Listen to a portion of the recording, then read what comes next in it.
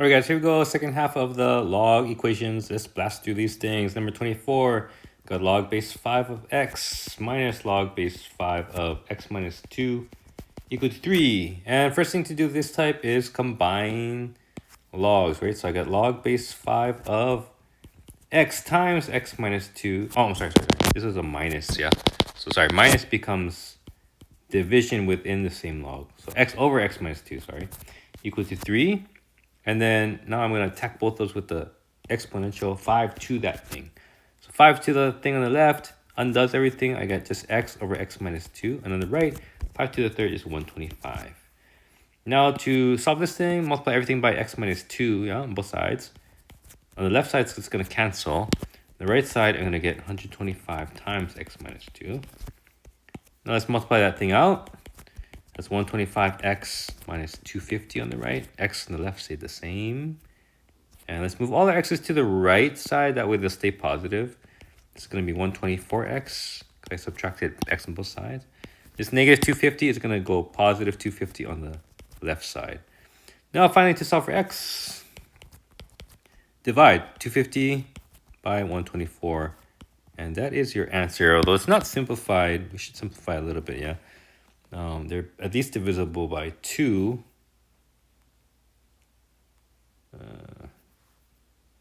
By 2 again.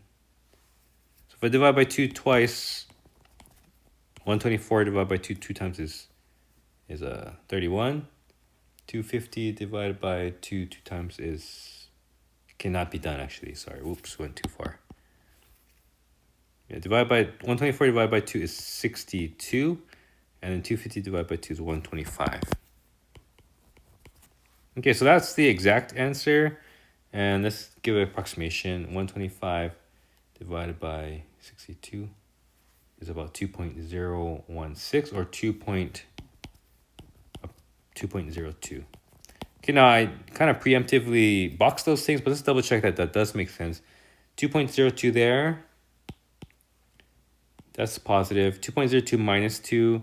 Also positive, so both those are okay. That means I was correct to box that. That is in fact the answer. All right, we go. That's 24. Moving on to 25.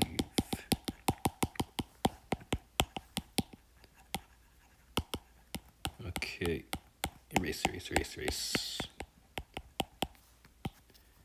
Okay, 25. Okay, 25, I got a few logarithms, but don't worry. Not as bad as it looks. Natural log of x plus natural log of x plus 2 equal to natural log of 8.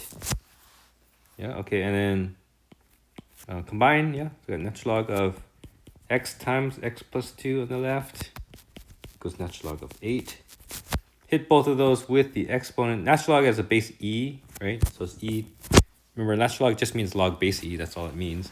Just a shorthand. So e to the natural log undoes it. I get x times x plus 2. On the right, e to the natural log of 8 is just 8. So I got x plus 2 equal to 8. Now, because that's not 0, it's not helpful, that's factored. So I got to multiply it out. I got x squared plus 2x. At the same time, I'm going to minus 8 as well on both sides. And I get x squared plus 2x minus 8 equal to 0. This thing does factor nicely. That's x minus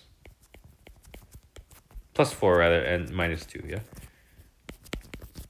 So x equal to negative 4 or x equal to positive 2. Let's check both of those. Negative 4, if I plug that in here, I get ln of a negative. That's no good.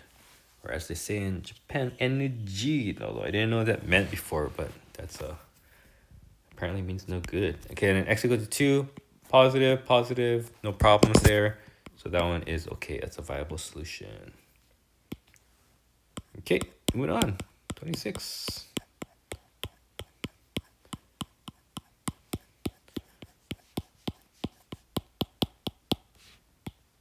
Okay, 26. I got ln of... Okay, so you see a bunch of ln's. But don't be intimidated, guys. It's really the same thing all over again. The same steps pretty much. Combine these two guys, combine those two guys. Combining on the left, I got ln of x over x plus 1. On the right, combining, I got ln of x plus 3 over x plus 5. Okay, and then attack them with the exponent. Yeah, e to that thing. It's going to give me x over x plus 1 on the left equals x plus 3 over x plus 5 on the right. Now, when you have fractions equal to each other, you may remember this from before, but you can solve that by cross multiplying. It's called cross multiplying because it makes a cross, right? But let's say you forgot that. That's okay. Because what did you do to solve this thing? Well, you multiply both sides by x plus 1 on the left to get rid of this thing on the bottom, right? And then to get rid of that thing on the bottom, you multiply by x plus 5.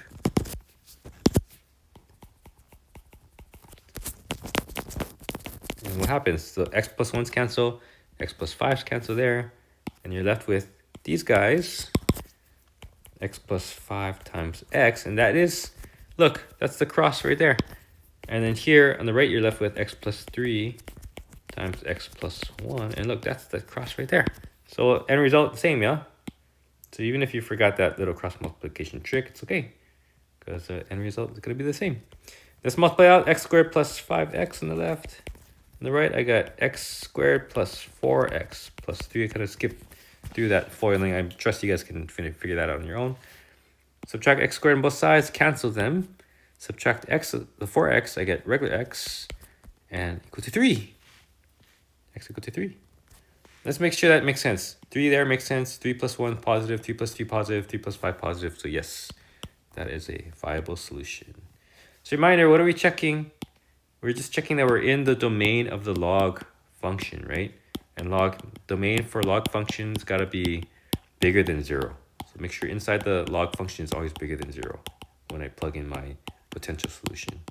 The other thing to check too is that the base is also bigger than 0 and not 1. But that rarely happens. It only happens when you have, like in the first question, third question, when you had x's inside of the base of the log. Okay, 27. Log base 3 of 2x minus 7 minus log base 3 of 4x minus 1 equals to 2. Sorry, I keep hitting my volume button. Okay, so I've got same thing, right? 2 different logs subtracted by each other, same base, so I combine them to one single log. That's why we did all that practice last section. And I got that. Raise it to the, oh, sorry, no. Raise it, take 3 to the power of that y3 because that was the base here. Equals 3 to the power of that. And this guy on the left undoes each other, so I got 2x minus 7 over 4x minus 1, and 3 squared is 9. To solve that, you multiply both sides by the denominator, so I get 2x minus 7 is 9 times 4x minus 1. That gives me 2x minus 7 equals to 36x minus 9.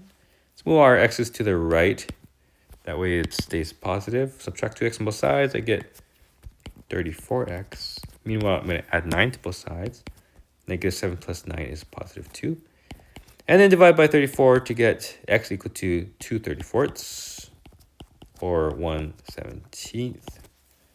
Okay, now let's check. Does that make sense? If I plug in 1/17 over here, 2 times 1/17 is 2/17. Minus 7 is a negative number. So that turns out to be no good as a solution. And that was my only option, which means this thing's got no solution. And sometimes that does happen. You can double check by graphing that thing and just see that it never hits 2. No solution. Not only is there no solution, there's not even a complex solution. There's just no solution.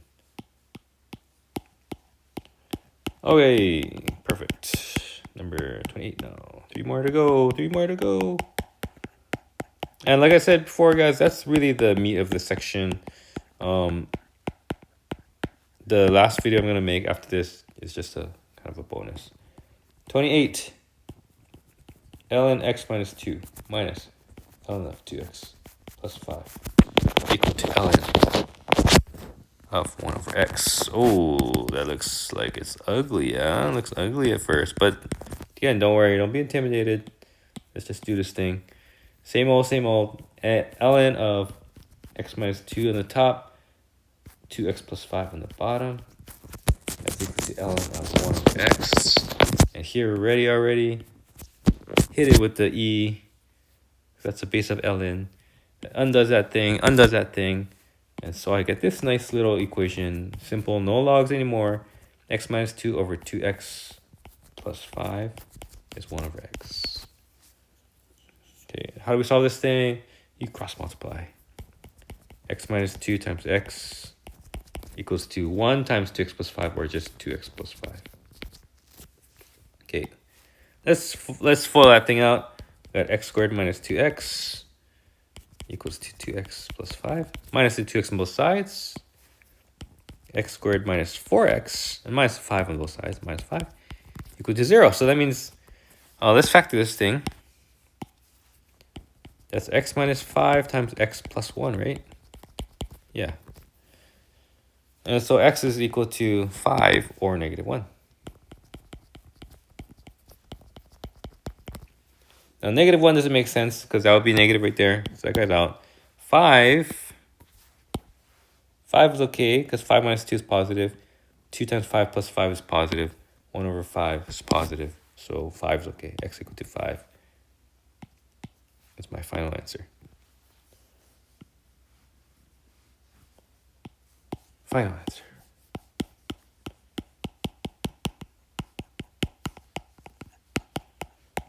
Two more.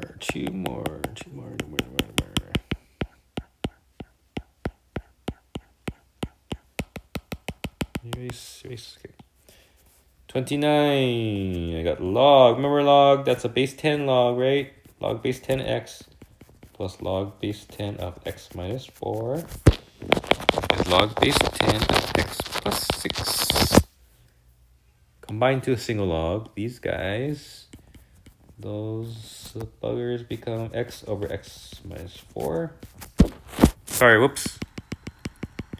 Not thinking, just starting to do the same. I kept doing subtraction so much time, I just got so used to doing it. This is a plus, yeah? So that should be x times x minus 4. Excuse me. Log base 10 of x plus 6. Okay, now here's where we hit it with the base 10 exponent to that power. X 10 to that and 10 to that. And the result is just the insides. X times x minus 4 is equal to x plus 6. See that? Okay. Just FOIL it out. X squared minus 4x equals x plus 6. Move everything to the left. X squared minus 5x minus 6 equals to 0. And that is x minus 6 times x plus 1 is the factor for that, yeah? Negative 6 times 1 is negative 6, and negative 6x plus 1x is negative 5x. So yeah, that is correct. That works. That means x is 6 or x is negative 1. But negative 1 is no good because that would give you a negative of a log. So that one's out. Positive 6, I got 6 minus 4, and 6 plus 6. All of those are positive. So x equal to 6 is my answer.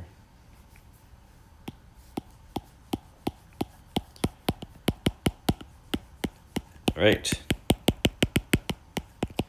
Last one. And then it's time for me to sleep after this, and I'll film your last one later. Your bonus video later. Always I'm doing these things late at night because it's my time we have to do it. Okay, so here we go. Log base 3 plus log base 3. Let's combine it to a single log. Log base 3 of x times 1 over x equals to 0. Oh, interesting. I see what's going on here. Okay, so typical thing.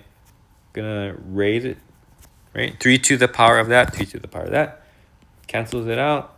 So I get x times 1 over x is 3 to the 0, which is just 1.